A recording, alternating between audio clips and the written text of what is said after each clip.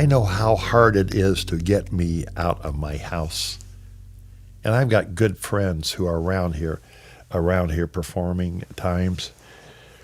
And I've called them and said, I'd love to come, but Gloria and I need this night just by the fireplace, and, we'd like to watch the news and just. So when I look out there and I see people who have planned for 4 or 5 months and they're looking forward to this evening, I got to be honest with you, I feel very responsible to say, There is a particular kind of grief that settles into the gospel music world differently than it does anywhere else. It is heavier somehow, more layered, because the people who carry it have spent their entire lives singing about hope, and suddenly they are the ones who need it most. They have built their identities around the conviction that the darkness is not the final word. And then the darkness arrives anyway, up close and personal, and they have to find out whether they actually believe what they have been singing. In 2025 and 2026, the man who helped write the soundtrack to American Faith, the man who put the words, "Because he lives, I can face tomorrow," into the mouths and hearts of millions of people across more than half a century is navigating some of the most painful and tender seasons of his long and extraordinary life. Bill Gaither, 90 years old, born in Indiana, 8 Grammy Awards, more than 40 Dove Awards, over 700 songs written alongside his wife Gloria, named Songwriter of the Century by ASCAP, a man who built not just a catalog but an entire community of faith and music that has outlasted every trend, every era, and every skeptic who thought Southern gospel had peaked. And yet in recent months, the headlines surrounding the Gaither name have not been about awards or milestones. They have been about grief, about loss, about a gospel community rocked to its foundation by sudden, shattering tragedy, and about a 90-year-old patriarch standing in the middle of it all, choosing once again to believe that the song still matters. Today, we are going to walk through every layer of this story, verified, documented, and told with the honesty and care it deserves. Let's begin. A quick note before we go further. Everything in this video is drawn from publicly verified sources, including Billboard magazine, the National Transportation Safety Board, the Grammy Recording Academy, the Gospel Music Association, Discipleship Ministries, CCM magazine, Entrepreneur magazine, and the official Gaither music group. Our goal is to inform and to honor, not to sensationalize. This is a story about real people and real loss, and we will treat it as such. William James Gaither was born on March 28, 1936, in Alexandria, Indiana. His father was George William Gaither, and from the very beginning of his childhood, music was not simply a hobby. It was the language his family spoke most fluently. He grew up listening to Southern gospel groups, the Statesmen, the Spear Family, the Happy Goodmans, and those sounds settled deep into something foundational in him. After graduating from Alexandria High School in 1954, he enrolled at Taylor University before transferring to Anderson College, where he graduated in 1959 with a major in English and a minor in music. He later earned his master's degree from Evangel University in 1961. What followed was a season of life that looked, on the surface, entirely ordinary. He became an English teacher, Mr. Gaither in the classroom, handing out assignments, grading papers, standing at the front of a room full of teenagers who had no idea that the man correcting their grammar was quietly becoming one of the most important songwriters in American Christian music history. After school and on weekends, he was writing, searching for songs that told the truth about faith, not the polished, distant, stained glass kind of faith, but the raw, everyday kind that people actually needed when the lights went out. It was inside that same school building that he met the woman who would change everything about his creative life. Her name was Gloria Sickle, a French teacher who had studied English, French, and sociology at Anderson University. She was thoughtful and deeply well-read, and she carried a faith that was just as real and practically grounded as his own. They married in 1962, and what began as a partnership between two small-town educators slowly revealed itself to be something far more significant, a creative and spiritual alliance that would reshape the landscape of American gospel music. Bill and his siblings had already formed the Bill Gaither Trio in 1956 while he was still in college, originally consisting of Bill, his brother Danny, and his sister Mary Ann. By the mid-1960s, Gloria had taken Mary Ann's place in the group, and the trio found a rhythm that blended harmonious performance with deeply personal storytelling. Bill played piano and sang bass baritone. Gloria brought literary precision to every lyric she crafted. Together, they were not just performers, they were architects of meaning. In 1964, Bill recorded a song called "He Touched Me." It spread through churches with a kind of urgency that surprised even him. People were not simply singing it, they were holding on to it. It gave words to an experience of spiritual encounter that congregations across the country had felt, but never quite been able to articulate. By 1967, the decision was clear. Bill stepped away from teaching permanently to pursue music and ministry full-time. Gloria followed. The chalkboards were behind them. The road ahead was something neither of them could have fully mapped, but they walked into it together. Of all the songs they ever wrote together, and there are more than 700 of them, one stands entirely apart. Not necessarily because it is the most musically sophisticated, but because of where it came from, and because of what it has meant to the people who have held on to it in the dark. Because He Lives was published officially in 1971, though its story began years earlier, during a moment that had nothing triumphant about it. Gloria was pregnant with their third child, Benjamin Benji, as the family called him. According to Gloria's own account, shared in multiple interviews and documented by Discipleship Ministries, the late 1960s were a time of genuine personal fear. The world felt unstable and dangerous. Social upheaval was everywhere, and there was something almost unbearably vulnerable about bringing a new life into such deep uncertainty. The song did not come from a position of comfortable, settled faith. It came from honest fear being slowly replaced by trust, not because the circumstances changed, but because something in the spirit steadied. Gloria has said that she began writing from the second verse, the one about holding a newborn baby and imagining the future, because that was where her heart was living in that season. And the line that emerged, "Because He lives, I can face tomorrow," was not written as a performance piece for a church stage. It was written as a prayer, an answer to fear, a declaration made not in certainty, but in choice. The choice to believe that the resurrection changes what tomorrow means, even when tomorrow looks terrifying. The song won the GMA Dove Award for Song of the Year in 1974. Over the next 50 years, it became one of the most sung hymns in Christian history, performed in churches across every denomination and in countries across every continent. It has appeared at funerals and at bedsides and in hospital waiting rooms. It has been sung by children who do not yet know what loss means, and by 90-year-olds who know it more deeply than they ever wanted to. It has outlived every musical trend and every generation of critics who declared Southern gospel irrelevant. Because it was never really a Southern gospel song, it was a human song, a prayer written from the valley floor, which is precisely why it has always been most at home in valleys. ASCAP named Bill and Gloria the Songwriters of the Century in 2000 a recognition drawn not simply from commercial metrics, but from the sheer cumulative reach and depth of what they had created together across 4 decades. The Grammy Recording Academy first recognized Bill Gaither's contributions in 1973 for Best Inspirational Performance with the Bill Gaither Trio's recording of Let's Just Praise the Lord. Additional Grammy wins followed in 1975, 1991, 1999, 2001, and 2008. 6 Grammy wins across nearly 4 decades of recording. And in 2026, the Gaither Vocal Band's album, Then Came the Morning, earned a Grammy nomination for Best Roots Gospel Album, the latest in a line of recognition that has followed Bill's name through every decade since the Nixon administration. The Gaither Vocal Band, which Bill founded and has led through an extraordinary range of lineup changes over the years, has included some of the most celebrated voices in gospel music: Guy Penrod, David Phelps, Mark Lowry, Michael English, Russ Taff, and Wes Hampton, who has been with the group since 2005. The vocal band is not a nostalgia act. It is, by any honest assessment, one of the most consistently excellent vocal groups in any genre of American music. In 1983, Bill was inducted into the Gospel Music Association Hall of Fame. In 1997, Entrepreneur magazine named him among the top 75 American entrepreneurs, an unusual distinction for a gospel musician, but one that acknowledged something genuinely remarkable. Bill Gaither had not just written songs. He had built an institution. The Gaither Music Company, which he founded, functioned simultaneously as a record company, a concert booking organization, a television production house, a copyright management firm, and a recording studio. It is one of the most self-sufficient and enduring operations in the entire history of Christian music. And then, in 1991, something happened that no one in gospel music had predicted.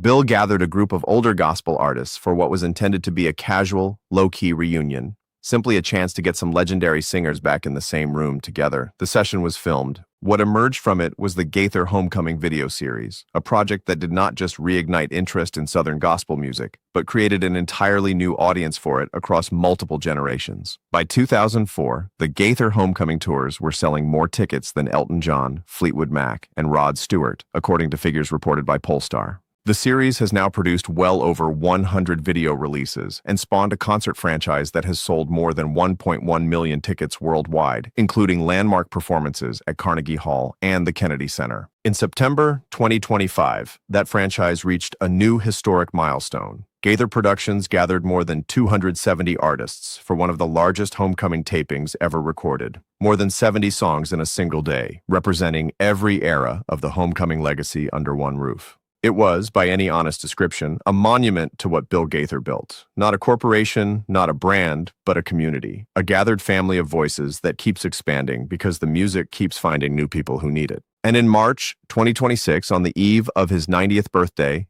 Gaither Music Group released I Go to the Rock, a new CD and DVD capturing that historic gathering, released on March 27th, 2026, with 250 artists performing together in honor of a man who is still, somehow, at the center of all of it.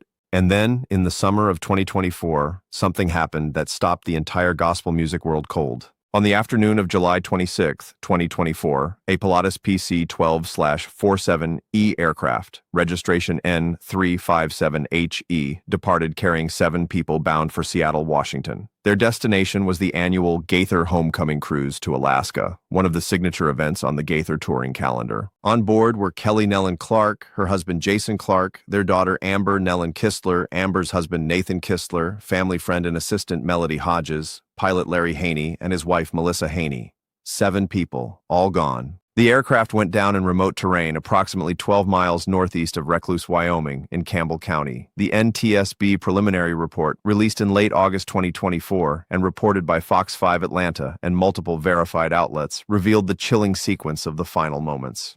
Shortly before the crash, the pilot reported to Salt Lake City Air Route Traffic Control that the autopilot had malfunctioned. He declared an emergency. A controller asked where he wanted to land. There was no immediate response. When the pilot finally responded, he said he was trying to regain control of the aircraft. Then silence. Ground witnesses described hearing a loud whining sound that diminished and then surged again, followed by smoke rising from the impact site. One witness reported seeing the plane execute what appeared to be a barrel roll before the engine noise became a roar and the aircraft struck the earth. The Nelons were not simply performers on a concert guest list. They were one of the most decorated families in Southern gospel music history. Rex Nelon, Kelly's father, had begun the group in 1977 after years of performing with the legendary Lefebvre. After Rex passed in 2000, Kelly carried the legacy forward alongside Jason and their daughters, Amber and Autumn. In 2016, the group was inducted into the Gospel Music Association Hall of Fame. They had accumulated 10 GMA Dove Awards over their decades of ministry, with Come Morning recognized as the Southern Gospel Song of the Decade in the 1980s. Kelly herself was a 2024 inductee into the Southern Gospel Music Hall of Fame, an honor announced just months before her death. The last full interview the Nelons ever gave was to Billboard magazine on July 23, 2024, 3 days before the crash. In it, Kelly spoke about their final album, Loving You, released on Day One Records on August 30th, 2024, and about the joy of watching her daughters carry the family's musical legacy forward. She said she hoped one day to see her grandchildren on stage. She said she was on the other side of life now, 64 years old, grateful, and full of purpose. Those words are heartbreaking to read now, not because they are tragic, but because they are so alive. She had no idea those would be among her last. The only member of the Nelon immediate family not on that plane was Autumn Nelon Streetman, Kelly and Jason's younger daughter, who had traveled separately to Seattle on a commercial flight with her husband Jamie. She was already in Seattle when the news arrived. Bill and Gloria Gaither, along with fellow artist Karen Peck, went directly to the hotel where Autumn was waiting. They gathered the other artists, they broke the news together, they sat in grief and eventually in prayer and eventually in song, because that is what this community does. Even when the music is the hardest thing in the world to reach for, they reach for it. Autumn was pregnant at the time, expecting a baby boy in December. She later made a public statement asking for prayers for herself, her husband, and both sides of their family. And then, in a moment that left the entire gospel world speechless, she stood at the Nelons Memorial Service in Rootville, Georgia, on August 6, 2024, and she sang. She sang with the Isaacs. She sang Family Chain. When asked later how she had found the strength to do that, she said simply, "This is what we do. We sing in good times and bad times." On December 1st, 2024, Autumn welcomed her son into the world. His name is Rhett James Streetman. He was born at 7:55 p.m., weighing 7 pounds, 9 ounces. December 1st is also Kelly Nellen Clark's birthday, her grandmother's birthday. The boy who will grow up hearing the story of the grandmother he never met arrived on the day that grandmother would have been celebrating her own life. If you needed a single image to capture what gospel music has always believed about the relationship between grief and grace, between endings and beginnings, there it is. A baby born on his grandmother's birthday, 4 months after she died flying toward a concert she would never reach. Beyond the grief that followed the Nelons crash, those close to the Gaither family have spoken in recent years about the broader weight of time pressing down on both Bill and Gloria. Bill Gaither turned 90 years old on March 28, 2026. At that age, the accumulation of losses is not a single event, it is a season. His brother Danny Gaither, who helped form the original Gaither trio, and whose voice was part of the sound that launched this entire enterprise, passed away in 2001. His sister Marianne Gaither Addison, the other founding member of that original trio, passed in 2018. These are the kinds of losses that reshape a person's relationship with time. They do not break faith, but they deepen it, making it less theoretical and more urgent, less a set of propositions, and more a lived and tested reality. Gloria Gaither, born March 1942, now 84 years old, has herself stepped back from the relentless demands of public ministry in recent years. For someone who poured more than 6 decades into writing, speaking, performing, and shepherding the faith community through her words and stories, stepping back was never going to be a simple act. Those who know her describe the transition as deeply intentional, a recognition that the work of a lifetime eventually earns the right to quiet. She has 3 grown children with Bill, Suzanne, Amy, and Benji, and grandchildren who have grown into young adults carrying their own memories of a grandmother who was always the family's keeper of stories and the most precise literary mind in every room she ever walked into. Bill, by contrast, has not stopped.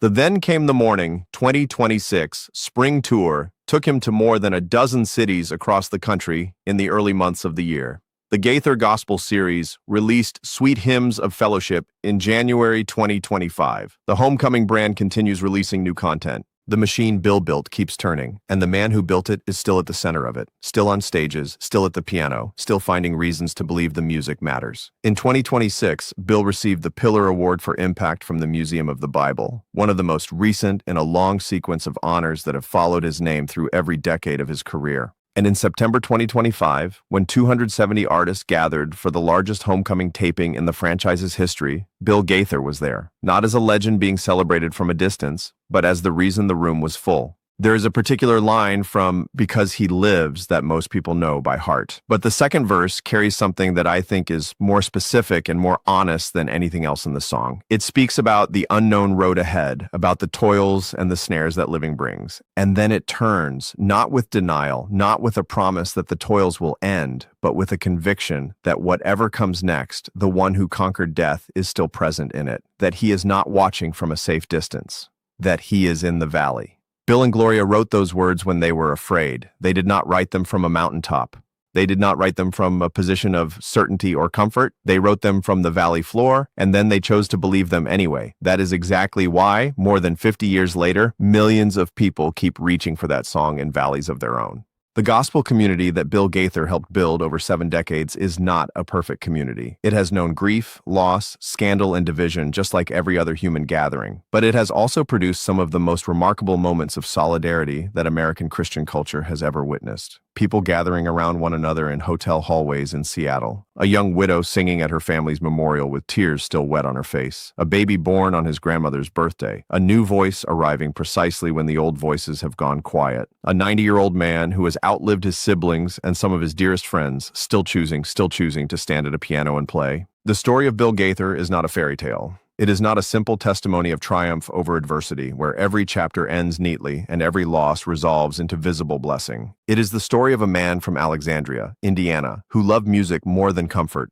who loved truth more than performance, and who chose faith over certainty, decade after decade, through every kind of human experience. Joy, loss, success, grief, extraordinary creative flourishing, and now the long, quiet, extraordinary autumn of a life well lived. And if you have ever stood in a church, or sat alone in a car, or knelt beside a hospital bed, or stood at a graveside on a morning too cold and too quiet, and sung those 4 words, because he lives, and felt something shift inside your chest, something settle that had been unraveling, then some part of Bill and Gloria Gaither's story already lives inside yours. That is the measure of a life's work. Not the Grammys, though there are 8 of them. Not the Dove Awards, though there are more than 40. Not the ASCAP recognition, though Songwriter of the Century is not an honor that gets handed out lightly. The measure is the number of people who, in the worst moment of their lives, reach for something you made and find that it still holds. Bill Gaither's work holds. It held for Kelly Nellen Clark through a lifetime of ministry. It held for Autumn Nelons Streetman on August 6, 2024, when she stood at a microphone 5 days after burying her mother and her sister and her husband's parents and chose to sing. It holds for every person listening to this right now who knows what the valley floor feels like and needs a song that was written there. Because he lives. That is the whole argument. That is the entire theology. Written by 2 school teachers from Indiana in a season of fear, offered to the world without reservation, and still being sung by 270 voices in a single room in September 2025, as a 90-year-old man watched from the stage with tears in his eyes. Still true, still needed, still more than enough. If this story moved you, please give this video a like and subscribe so you never miss a story told with this kind of depth and care. Leave a comment below telling us which Gaither song has carried you through a hard season. We genuinely want to know. And if you want to continue exploring the stories behind the people who shaped gospel music, click the next video on your screen right now. God bless.